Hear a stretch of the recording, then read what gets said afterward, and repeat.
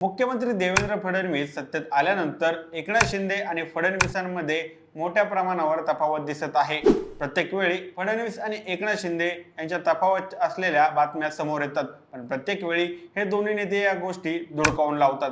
पण आता वाद चव्हाट्यावर आलेला दिसत आहे। बेस्टच्या महाव्यवस्थापक पदावर नियुक्त करण्यासाठी एकाच दिवशी दोन वेगवेगळे आदेश निघाल्याने गोंधळ निर्माण झाला आहे।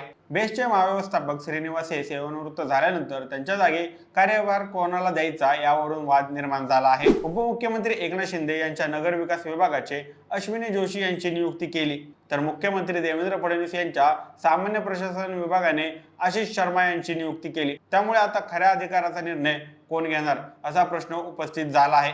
याआधीही अनेक वेळा विभागांना निधी मिळत नाही, मंत्री आणि राज्यमंत्र्यांचे अधिकार डावलले जातात। अशा कारणांमुळे शिंदे आणि फडणवीस यांच्यात वाद उफाळून आला आहे। आता तर मुख्यमंत्री आणि उपमुख्यमंत्र्यांमध्ये थेट अधिकारांवरून संघर्ष होत असल्याचं स्पष्ट दिसत आहे। त्यातच एकनाथ शिंदे गेल्या आठवड्यात 2 वेळा दिल्ली दौऱ्यावर गेले, त्यामुळे सरकारमध्ये सर्व काही सुरळीत नाही अशी चर्चा आता रंगू लागली आहे। याबाबत तुम्हाला काय वाटतं? कमेंट करून नक्की कळवा।